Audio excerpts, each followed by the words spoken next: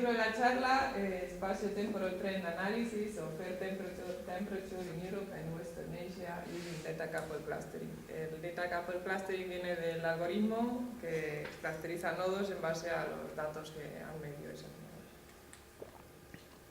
Vale, pues este es el índice que vamos a seguir. Y bueno, el origen de este trabajo, gracias a que Antonio y Sancho se han encontrado una vez por ahí y han empezado a hablar de lo que trabajan, han visto que pueden aprovechar herramientas de uno y de otro y hemos pasado de redes de sensores a análisis climatológico. Tienen mucho en común, tienen nodos que miden cosas. Entonces, en general, los problemas de detección y atribución del cambio climático en climatología pues se utilizan varios modelos, varias aproximaciones para analizarlos, y uno de ellos es modelos basados en circulación general de la atmósfera, que lo que hacen es estudiar la atmósfera y su comportamiento desde el punto de vista físico, de cómo se mueven las corrientes de aire y bueno, todo eso que es muy complicado, muy complejo. Y lo que estos métodos buscan huellas del cambio climático e incluso podrían intentar inferir a qué se debe con el comportamiento, estimaciones del comportamiento pasado de la atmósfera. El problema, pues que como os podéis imaginar, necesitan unos superordenadores que no todo el mundo tiene acceso a ellos. Y luego pues hay métodos estadísticos de diferentes tipos que lo que buscan es patrones en los datos o algo parecido a partir de los datos que se han medido, pues para buscar evidencias del cambio climático. En este trabajo, como podéis imaginar, nos basamos en métodos estadísticos porque acceso a ordenadores que puedan y conocimientos sobre estos modelos, pues tampoco yo al menos no tengo. Y el parámetro que vamos a utilizar es la temperatura atmosférica. Vale, el objetivo del trabajo pues buscar patrones del cambio climático o de la variabilidad climática, que es algo. El cambio climático es lo que todo el mundo tememos y damos por hecho que ha empezado a partir de los 70, debido a la emisión de gases de efecto invernadero y eso. Y la variabilidad climática es un hecho más o menos natural que de vez en cuando pues aparece varias veces a lo largo de la historia. Aplicando un método estadístico que agrupa todas las estaciones de medida en clústeres en función de las correlaciones de los datos que han medido esas estaciones y datos de temperatura. El algoritmo de clustering es el que hemos desarrollado para redes de sensores inalámbricos y es el que ha explicado Antonio en la charla de mayo, con todos los fundamentos matemáticos de todo lo que eso conlleva. Para poneros un poco en contexto, es un algoritmo que es distribuido, es decir, son los nodos los que toman las decisiones, utiliza los datos para tomar las decisiones, es decir, no utiliza, por ejemplo, si fuera redes de sensores, utiliza el gasto energético que implica formar ese clúster, utiliza los datos que han medido esos nodos para formar un clúster donde la matriz de autocorrelación de los datos se pueda separar entre espacio de señal y espacio de ruido. Es decir, que puedas calcular bien todos los autovalores y que además puedas distinguir bien entre los autovalores de señal, que son los más altos, y los de ruido, que son los residuos. Un poco cómo funciona el algoritmo. Obviamente no voy a entrar en cuestiones matemáticas y qué implica, cómo se justifica todo su funcionamiento. Tiene dos etapas, una de inicialización que es aleatoria, es decir, intentamos que los nodos deciden al principio de forma aleatoria si van a ser cluster head, y en esa inicialización se hacen unos pequeños clústeres de máximo 3 nodos que serán la semilla de luego los clústeres grandes. El que sean 3 no significa que siempre sean 3, pueden ser clústeres de un nodo, de 2 o de 3. O sea, es simplemente una inicialización aleatoria para tener unas semillas para luego ir fusionando. Luego, en la segunda etapa, todos los nodos van midiendo los datos que les toca y el cluster head lo que hace es ir estimando la dimensión del subespacio de señal con un algoritmo que hace exactamente eso y estimar la dimensión del subespacio de señal de forma iterativa. Este es un algoritmo que lleva, creo que en torno al 92-93 ha sido publicado y se utiliza pues para reducir la complejidad de, por ejemplo, de métodos como la descomposición de autovalores y autovectores. Una vez que ha calculado, ha estimado esa dimensión, mira a ver si esa dimensión, o sea, la cantidad de autovalores que ha estimado son capaces de explicar el 90% de la varianza de los datos. O de otra forma, si somos capaces si tenemos al menos un autovector de ruido.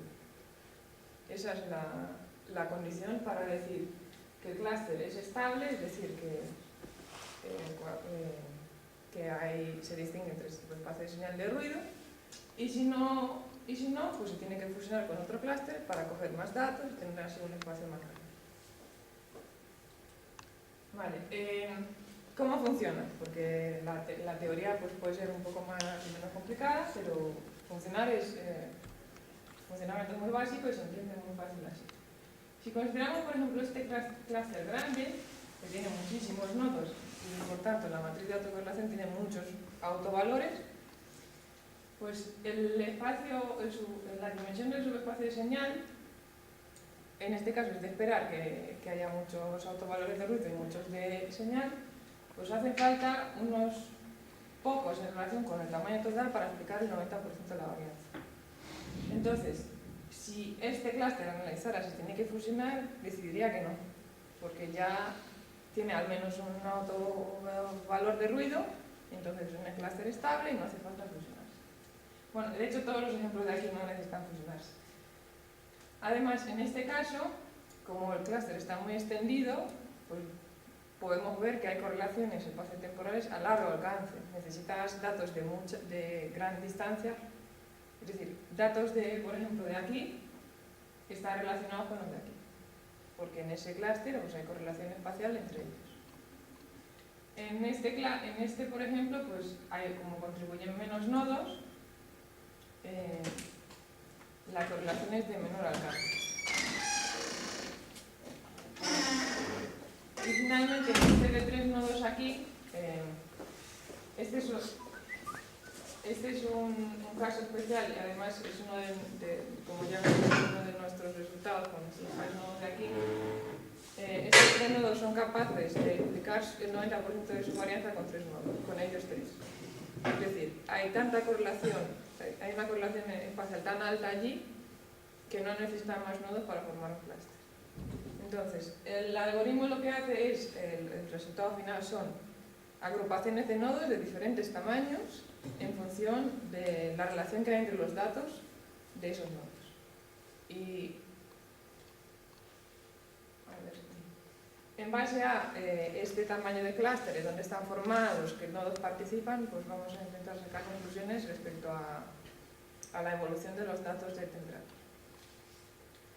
Vale, los datos que hemos utilizado son datos de temperatura media mensual, es decir, hay un dato cada mes. Obtenía de estas dos bases de datos el proyecto ISTAR. Es un proyecto que ha dotado de sensores la región de los Alpes. Y el ECAR es una recopilación de datos de diversos tipos, que son datos de estaciones meteorológicas, las consideradas oficiales, por ejemplo, la que hay en El Retiro, por ejemplo, y a lo largo de creo que hay desde 1910 o 1920, pero además es muy interesante observar la cantidad de estaciones que hay en cada año y dónde se van añadiendo más, porque por ejemplo ves la influencia de las guerras mundiales, el desarrollo tecnológico y todo eso. Entonces, nosotros utilizamos entre 1940 y 2000 y utilizamos 123 estaciones de todas las que hay disponibles porque hay muchísimos datos que no existen. Sí. ¿Esas 123 estaciones son las que tienes en el mapa anterior? No, ahora enseño un mapa con todas. El mapa anterior es un ejemplo nada más. hay muchos datos missing en diversas estaciones por diversos motivos, no lo sabemos. Y lo que sí que permitimos son ráfagas de menos de 24 meses de pérdidas. Es decir, 24 valores o menos, pues los vamos a reconstruir de alguna forma, como os voy a enseñar ahora, y solo 123 estaciones puntualistas. Vale, estos son los nodos. Hay zonas donde hay menos densidad y, por ejemplo, por aquí, debido al proyecto de Istalco, hay mucho más. Una pregunta, Sí. con el mapa, con respecto al mapa anterior. No me ha quedado muy claro, ahí los que están en la península ibérica en rojo, solo son 3 nodos. No, hay más nodos, pero estos 3 son particulares. Vale, pero entonces, o sea, es por la correspondencia entre los auto... Sí. Esos son los 3 que son autovalores que explican el 90% Sí. de lo que... Bueno, de hecho, aquí debería haber 2 filtros nada más. Porque hay 2 que explican el 90% de la varianza y hay uno de ruido. Vale. Pero entonces, o sea, los otros, en el azul, por ejemplo, Sí. hay muchos más puntos que autovalores, ¿no? Sí, porque ya no tenía espacio para ponerlos todos. Entonces no entiendo muy bien lo de la de España, porque solo tienes 3, si hay más. O sea, tú con la matriz con la que obtienes luego la composición de autovalores y autovectores... Claro, en este caso, estos 3 nodos forman un clúster estable. De hecho, son uno de los clústeres que más aparecen. Entonces, esto significa que los 2 autovalores de señal de estos 3 nodos, de la matriz de autocorrelación, son capaces de explicar el 90% de la variación de la varianza de esos datos. Entonces, según el criterio del algoritmo, ese clúster es estable y ya no crece más. El resto de nodos de la península ibérica, pues ya verán ellos lo que hacen. ¿Vale? Vale, como he dicho, hay datos perdidos y en total hay 1200 datos perdidos y la peor década la de los 90. Aquí lo que hago es pintar el porcentaje de datos perdidos por cada década. Es decir, en total tenemos un 1%, un 1,3% de datos perdidos y en la peor década pues son el 5, algo por ciento.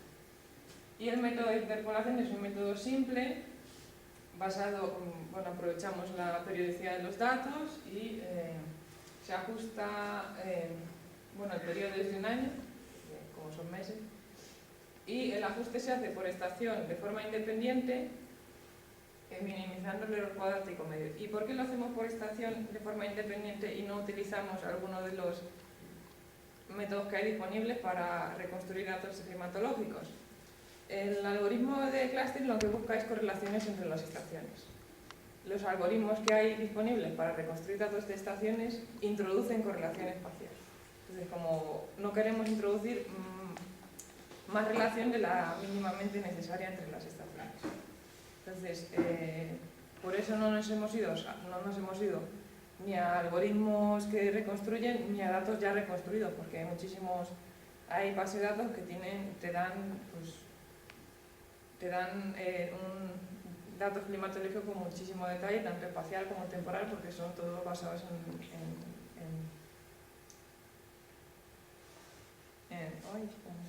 funciones como y todo eso. Pero bueno, con este método simple nos sirve, no introducimos más correlación espacial ninguna, pero un poco de temporal, por ajustar. Sí. ¿Habéis usado interpolación o regresión? Porque has hablado de mínimos cuadrados. Sí. ¿Será regresión? Sí. Yo los métodos estadísticos se me han olvidado un poco los nombres.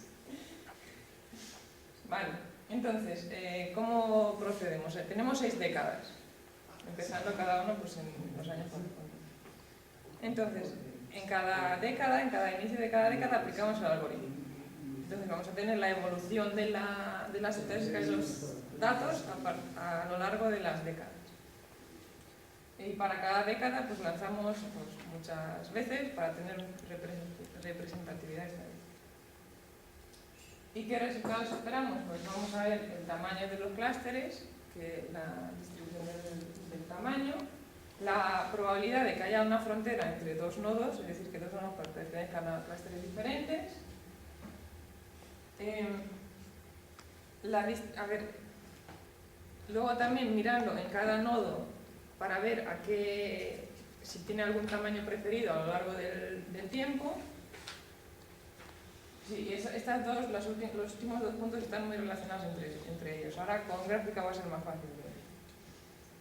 Entonces, bueno, el tamaño de los clústeres. Tenemos 123 estaciones y hay tamaños hasta... Bueno, hay clústeres bastante grandes, pero muy pocos. Los que habéis estado en la charla de Antonio, recordaréis que él miró, en esa charla se explicó un experimento de datos iguales de temperatura en una red de sensores y ahí aparecían dos leyes de potencia que empezaban en tamaño 3 y en tamaño 9. Pues en este caso, en estos 3 primeros décadas, igual, hay que entornar un poco los ojos, pero hay dos leyes de potencia que empiezan en 3 y en torno a 8, 9, 10, no está muy definido.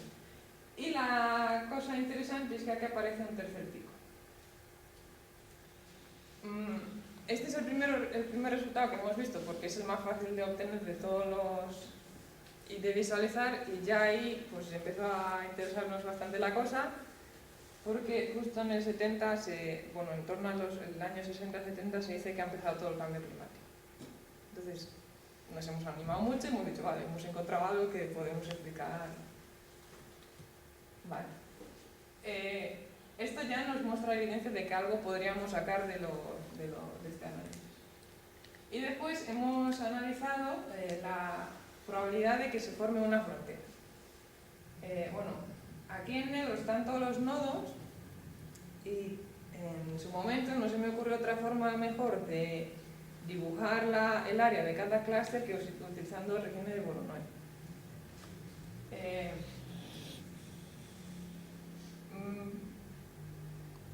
A mí me ha servido, no sé si voy a ser capaz de transmitirlo o no. Por ejemplo, donde las regiones de Voronoi son pequeñas es que hay mucha densidad de nodos y donde son grandes pues hay menos. Pero más allá de eso es simplemente una forma de visualizar un clúster y las fronteras que puede llegar a tener. Entonces, en esta gráfica, las líneas que son punteadas significa que tienen probabilidad 0. Es decir, que nunca ahí se ha formado un clúster, una frontera entre dos clústeres. Esta es normal porque aquí hay un nodo solitario que siempre se une a alguno de estos, pero por aquí hay alguna. Y luego después, pues cada una con su correspondiente probabilidad. Aquí hay una frontera que casi siempre se forma, aquí también, entre este nodo y este de aquí. Es decir, como están muy separados, no tienen nada que ver entre ellos, pues siempre hay una frontera. Y esta gráfica os la voy a mostrar para cada una de las células.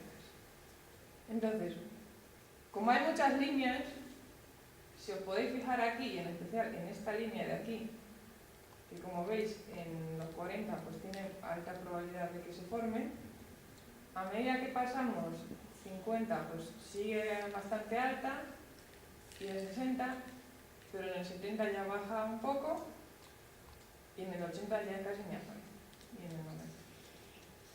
Sin embargo, esta de aquí y todas estas se diluyen y muestran como un clúster, o sea, una tendencia a agruparse más nodos. Lo voy a poner otra. ¿Cómo obtienes las probabilidades haciendo diferentes realizaciones de las líneas? Como en cada década tengo 10.000 experimentos, pues siempre veo si ha habido frontera o no. Y ya está, no hay más. Luego normalizo. Vale, 40, 50, 60 y aquí baja bastante y luego baja incluso más, esta ya casi no baja. Bueno, hay otras cosas que pasan por aquí también. A ver, esta zona es igual interesante porque hay como una especie de periodicidad de 2 décadas. Y parece ser que eso es normal. Yo no llego a entender por qué pasa eso. Entendería que haya una periodicidad de 11 años, que es más o menos el ciclo del Sol, pero nuestros expertos en climatología nos han dicho que eso pues, es normal. Y a ver si la puedo ver ahora. Ah, es esta. ¿Veis esta que tiene probabilidad alta, luego baja, luego vuelve a subir, luego vuelve a bajar? pues eso es un fenómeno que parece ser así. ¿Cómo interpretáis las fronteras? ¿Como zonas de diferente clima? No hemos dividido ni por zona, ni por definición de áreas climáticas ni nada. O sea, son simplemente, para nosotros son nodos y punto. O sea, nada. Ni las hemos identificado con zonas de interés, yo que sé, aquí Siberia no está, pero Siberia es una zona de interés en el clima y no hemos ido a tanto detalle. Pero no descarto. Vale. Y bueno, luego la zona de aquí de las Islas Británicas es muy estable. Eso lo vamos a ver también más fácil con la siguiente gráfica. Vale. En estas gráficas, lo que estoy mostrando es igual a partir de los experimentos hechos. Para cada nodo, la probabilidad de que pertenezca a un determinado tamaño de clúster. Como hay poca diferencia entre 3 y 4 y entre los que voy a mirar, pues los miro de tamaño de 3, 4 o 5, por ejemplo. En este caso, la probabilidad de que este nodo pertenezca en esta década a un clúster de 3, 4 o 5 nodos, pues está aquí, por aquí, entre 0 y 7. ¿Vale? Y pues en este caso, que no hay color, significa que ese clúster en esta década nunca ha pertenecido a un clúster de este tamaño. ¿Vale? Entonces, pues ahora vemos exactamente lo mismo que antes, pero con los colores que se ven mucho mejor que con las líneas. Entonces, si nos fijamos otra vez en la península, vemos que hay alta probabilidad de clústeres pequeños, baja un poco, se mantiene más o menos y luego baja bastante. Ya no hay clústeres pequeños y tiende a haber clústeres, ahora como veremos, pues más grandes. Y aquí ya es que no hay nada.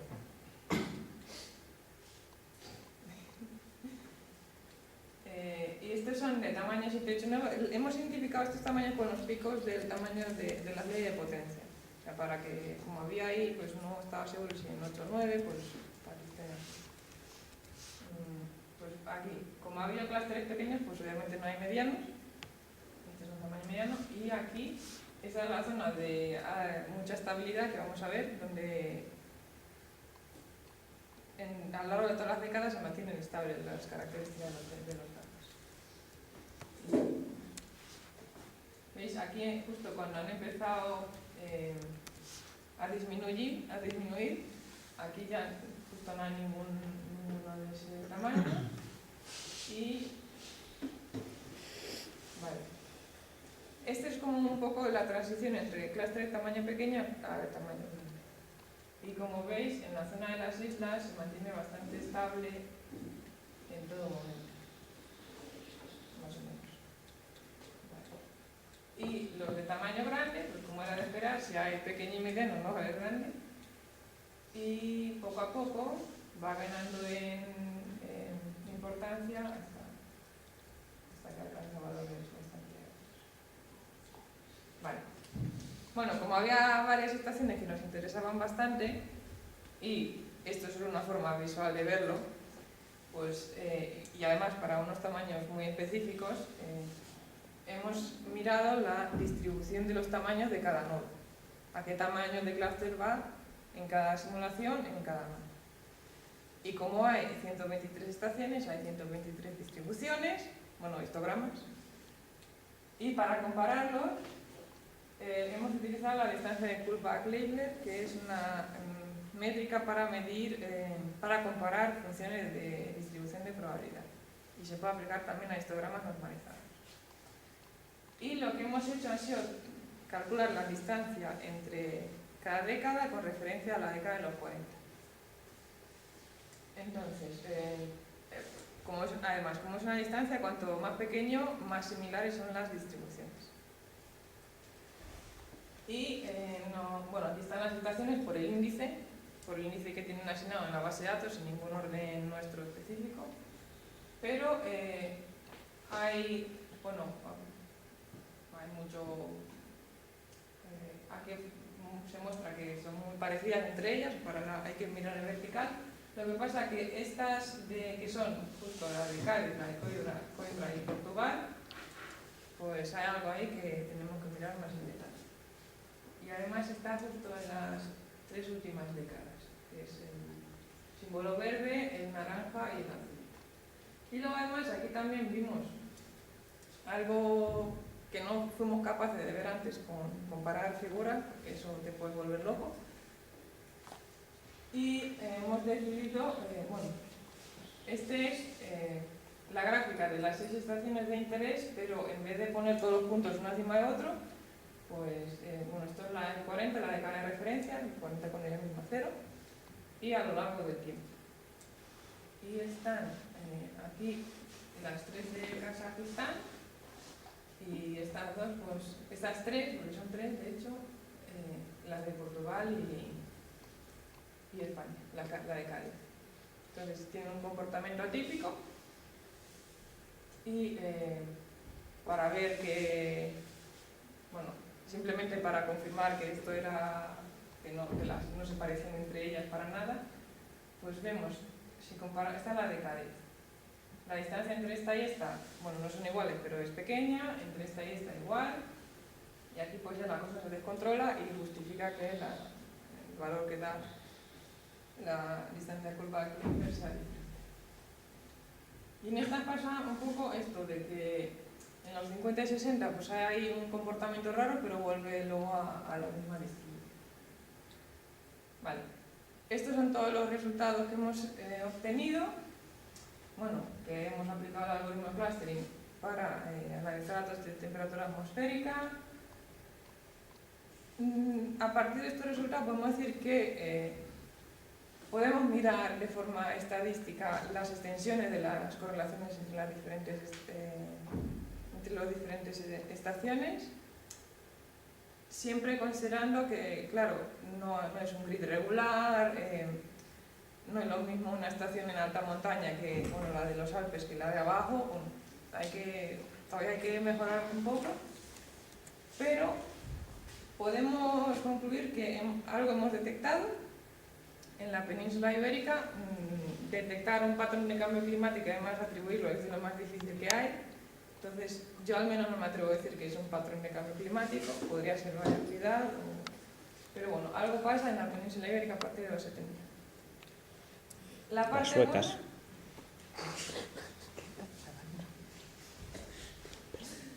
La parte buena, que hay estudios previos de otros campos que también han mostrado la península ibérica con, en este caso, un riesgo alto de, con un riesgo alto de vulnerabilidad de especies de plantas.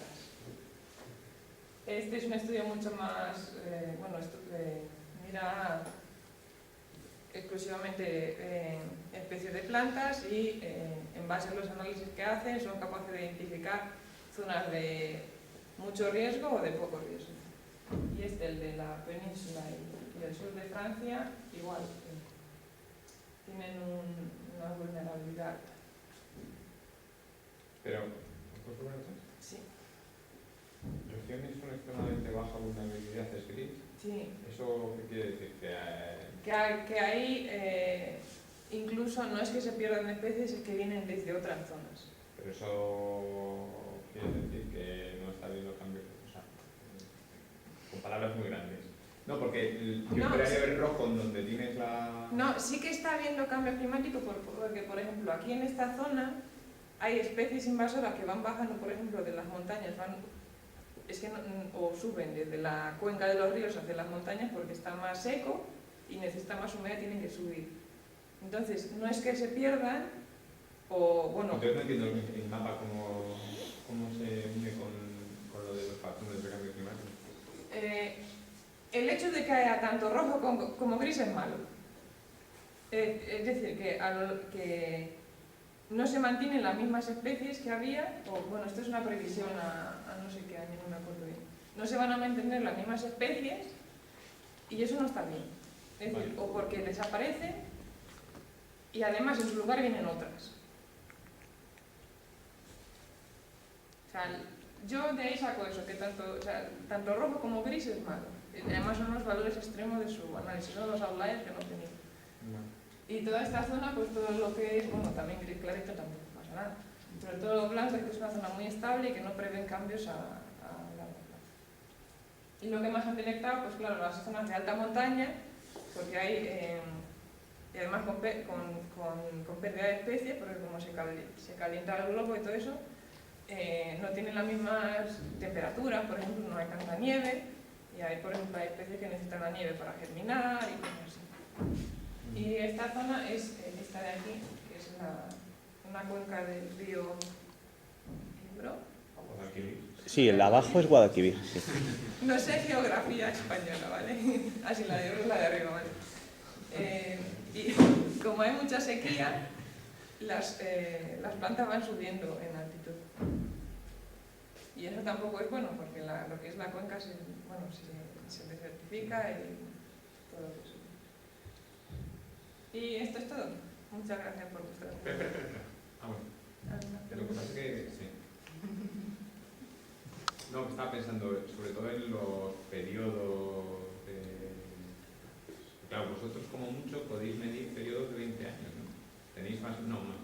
Tenéis desde el 40 hasta el 2000.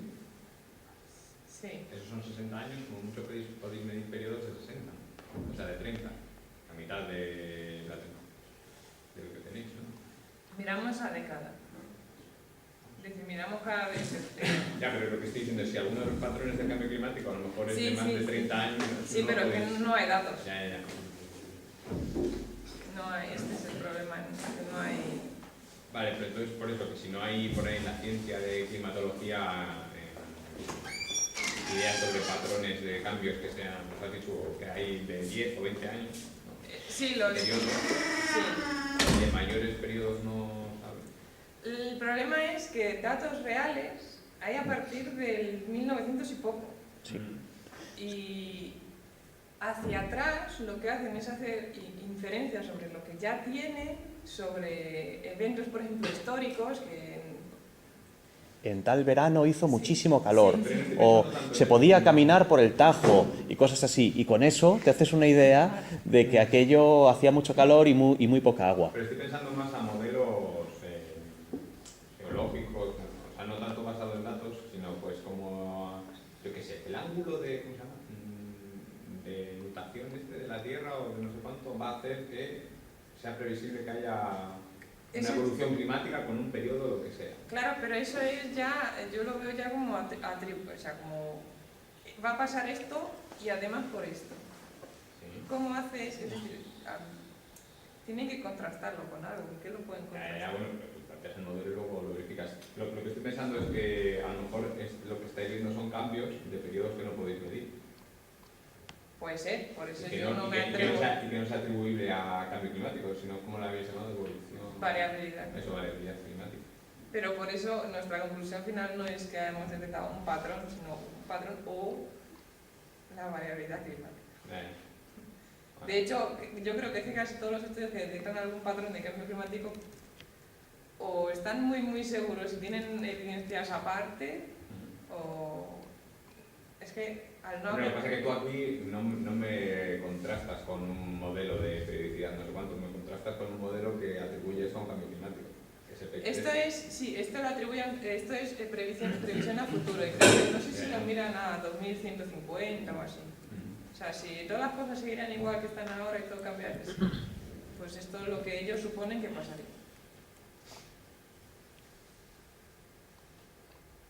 ¿Alguna pregunta más?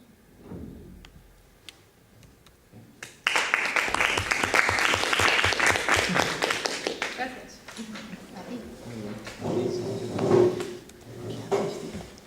¿La estás programando? ¿No lo has No, oído? si yo